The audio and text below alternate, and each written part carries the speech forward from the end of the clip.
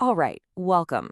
Have you ever wondered how a simple business idea transforms into a real, legally recognized company here in India? Well, today, we're going to break down that exact process, step by step. We'll be using the official rulebook, which is the Companies Act of 2013, to see how an idea actually gets its own legal life. It's a fascinating journey, so let's get right into it. Okay, so here's our game plan for today. First, we're going to talk about the key players, the folks who actually start the company. Then we'll walk through the registration process itself, all the paperwork. We're also going to cover what happens if you're not exactly truthful, because the penalties are pretty serious. And finally, we'll get to the big result, what it means to create a brand new legal person. All right, first up, the key players. So where does this whole thing begin? Well, it all starts with an idea, right? But in the eyes of the law, the person who really champions that idea and gets the ball rolling, they have a very specific title. Let's talk about the promoter. So, a promoter, what does that actually mean? Well, think of them as the architect of the company. They're not just the person with the brilliant idea. They're the one who's actually in charge, controlling things, and taking all the necessary steps to get the company registered. Now, the law is really clear on one thing. This doesn't include people you just hire for their professional services, like a lawyer or an accountant. A promoter is much more fundamental to the company's creation. Okay, so you've got your promoter, the visionary with the big idea. But can they do it alone? Well, that brings us to our next question. Who can actually form a company? The law is super specific about the minimum number of people you need, and it all depends on what kind of company you're trying to build. And this chart lays it out perfectly. It really shows you how flexible the law is. If you're aiming big for a public company, you're going to need at least 7 people to get started. For a private company, which is probably the most common type, you just need 2 or more. And hey, if you're a solo entrepreneur, the law even has an option for you, the one-person company, where you guessed it, just one person is enough. It's all about providing the right structure for the right ambition. All right, moving on to the next big stage, the registration process. So you've got the people, you've got the type of company picked out. Now comes the part that sounds a bit intimidating, but it's really just a series of steps, the paperwork. This is where you formally file all the required documents with the Registrar of Companies. So step 1 is all about laying down the law. Literally. You have to file the company's 2 most important legal documents. First is the memorandum and the articles of association, signed by everyone. Think of these as the company's constitution, what it can do and how it will run. Then you need a declaration from a professional, like a chartered accountant, plus a director saying, yep, we've followed all the rules. And finally, another declaration from the subscribers themselves, swearing they haven't been convicted of any major fraud in the last 5 years. It's all about starting with a clean slate. Okay, step 2 is all about transparency. It's about putting names and faces to this new company. You've got to provide a mailing address so they can reach you. Then, you need the full details of every single subscriber, their name, address, nationality, all of it. And just as important, you need the details for the first directors, including their special director ID number and their consent to actually take on that role. No hiding in the shadows here.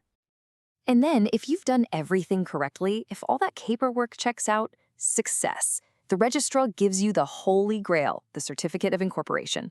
I love this part. You can literally think of it as the company's official birth certificate. At that moment, it's born. And along with that, it gets its own unique corporate identity number, or SIN, which is like its ID number for its entire existence. Now, this whole process is built on a foundation of trust and honesty. So that begs a pretty important question. What happens if the information you provided wasn't true? What if someone lied on those documents? Well, as you can imagine, the law takes that very seriously. The consequences can be absolutely huge. And look at how the penalties work, because it's a 2-stage thing. If you're caught providing false information during the incorporation process, the person who gave that info is liable for fraud. Simple as that. But here's the kicker.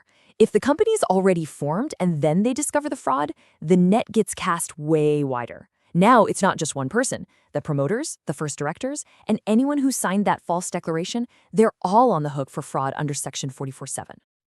So we've talked about personal liability for fraud, but what about the company itself? What happens if the entire company was basically built on a lie?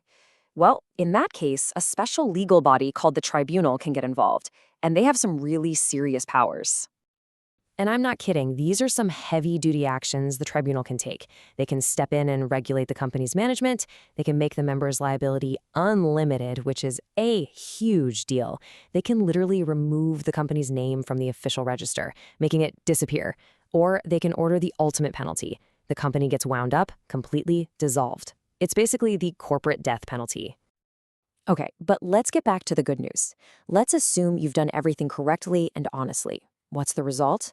Well, the moment that registration happens, something profound, almost magical, happens from a legal standpoint. A new legal person is born. So, what is the real legal effect of getting that certificate of incorporation?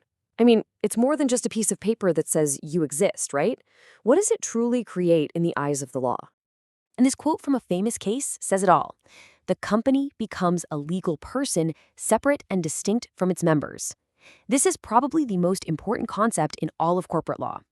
The second that certificate is issued, the law creates a brand new legal entity. It's a person that is totally separate from the people who own it or run it. It has its own identity. And this new legal person comes with some incredible powers. For one, it has what's called perpetual succession. That's a fancy way of saying it can exist forever, long after its original founders are gone. It can buy and sell property in its own name. It can sign contracts, it can sue people, and it can be sued all by itself. It really, truly stands on its own 2 feet in the legal world. All right, so let's do a quick recap. We've got all the way from just an idea in someone's head to a full-fledged legal entity. Let's pull out the key takeaways. So here's what you really need to remember. 1, it all starts with the promoters. They are the architects. 2, the registration process is precise. You have to file specific documents and declarations. 3, honesty is everything. Lying on those forms leads to serious fraud penalties. And 4, the end result of doing it right is incredible. You create a separate legal entity with its own unique powers. So you see, the law really just provides the blueprint. It gives you the tools to create something powerful and lasting out of nothing more than an idea. The real question isn't about the law. It's about what you will build with it. Thanks so much for tuning in.